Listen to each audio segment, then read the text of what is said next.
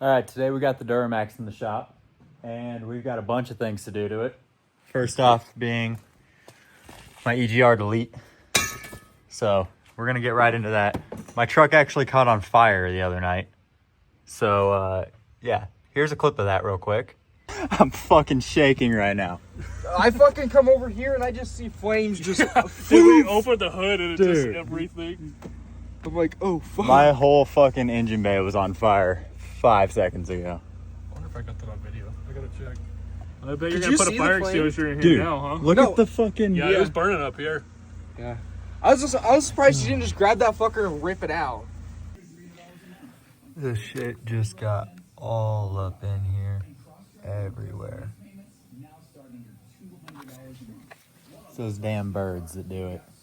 It really pisses me off because it doesn't. They do it to this truck. They do it to my fiance's 7.3.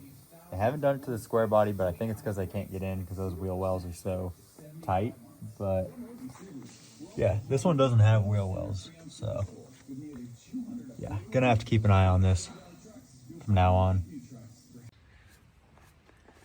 But yeah, this thing caught on fire, and I ended up cleaning out all the bird's nest that was in here. Yeah, so what happened was there was a bird's nest under the EGR and on top of the turbo, and it caught on fire. So I cleaned all that out. There's a lot still under the EGR pipe, but I'm going to take that out, so I'll clean it up whenever I get under there. I've already got the intake stripped off and the intake turbo mouthpiece, so we just got to get the EGR off, the EGR cooler off, and then we'll go from there. This right here is why you delete your EGR, because all that goes into your motor. But got the intake pipe off. Now I just got to get the EGR pipe off, and then we should be good to go to put everything back in. All right, I got all the up pipe bolts off. I got all the bolts holding this on off. This I might relume and tuck underneath. I don't have everything to do it right now, but I need to relume all of this because of the fire. And I might need to order another one of these connectors because this one's a little toasty. But yeah, it got me pretty good, but it's off. So I just got to get these coolant hoses off, and then this thing will pull right out. All right, and just like that, we have the whole EGR out. Here's the intake pipe right here, clogged up,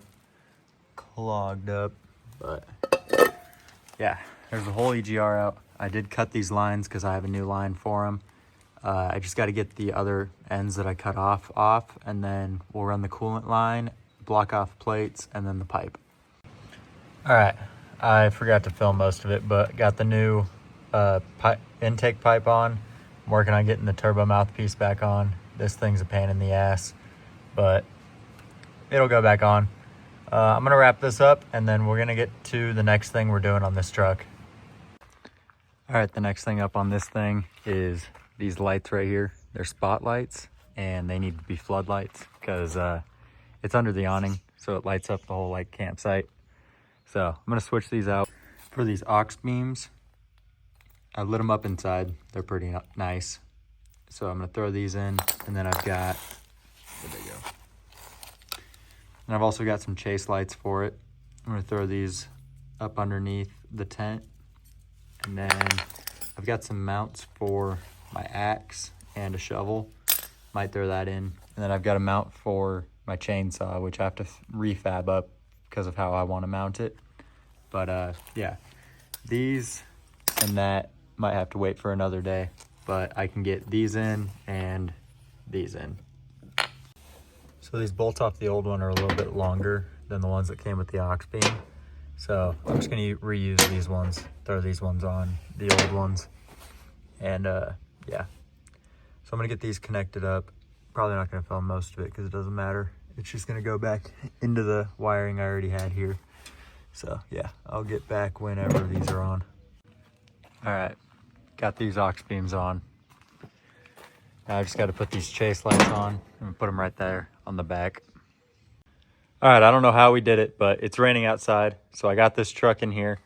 It barely fits with all the shit I have in here right now. It's damn near touching over here. And back here, it's almost on that intake. But I've got my transmission wrapped up in there, so I can't move that. That's a whole motor. So pretty much I had to get it to as close to here as I could. The reason that this is such a mess is because my lift isn't in yet, so I just kind of tucked everything back. But anyway, let's get these chase lights on and the axe mount.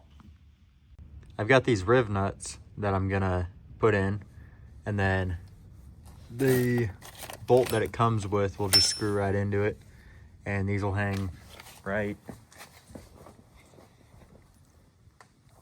there, just like that, facing backwards. I'm gonna try to make them sit a little bit flush, but they'll stick down a little bit because of the bracket, but right about there. Then I'll run the wires up under there, kind of like I did over there. You won't be able to see them unless you're looking for them, but yeah, we're gonna throw these on and then go from there. All right, got the dust lights on. They're nice and bright. Gonna be able to see those real well. Kind of lighting up over here, but yeah, those are on. They're just ran up to a drill battery right now. I just gotta feed the wires all the way on, or all the way over to the aux beam, and then that'll be done. But yeah, they look great. Can't complain. For Amazon, 25 bucks. These things are bright. Like, look at me right now. They're bright. I'm gonna wire in this little clip, little connector right about here, because these are on connectors, as you can see, both of them. So when I pull this rack off, I don't have to like disconnect them from the aux beam. I just usually tuck the wires back here. But yeah, we're gonna throw this connector right there so we can do that. All right, that's the end of the video right there. If you're wondering about the axe mount, I ended up doing that a couple days later. I didn't end up putting the shovel mount on yet, but I will eventually. I also moved my spare tire farther back, just so I have more room where it's tall enough. So I also got my fishing poles mounted up with just some, these things are great. They're like little twist tie things from Harbor Freight. Definitely recommend those. I use them all the time. But I've got my 3 fishing rods up there. And then next thing on the list is I gotta find a way to mount this so I'm not constantly ratchet strapping it down. It's got little places to mount them. And I know Yeti makes a thing that screws into the bed so you can mount it and you don't have to strap it down. And that box is gonna get replaced with a Milwaukee pack out box. And I'm gonna put a mounting plate right there so I can just clip it in. Other than those 2 things, I need some ideas for what else you want to see on this bed. I've never talked about the propane, but that's my propane for cooking. It's really nice. All right, that's the end of the video right there because I lost a bunch of footage. Sorry it's so short, but next one will be better. Let me know what you guys want to see down in the comments below. Like this video, subscribe to the channel, show me that you're interested in this, and I'll keep showing you this. So with that being said, y'all have a good day, and see you guys in the next one.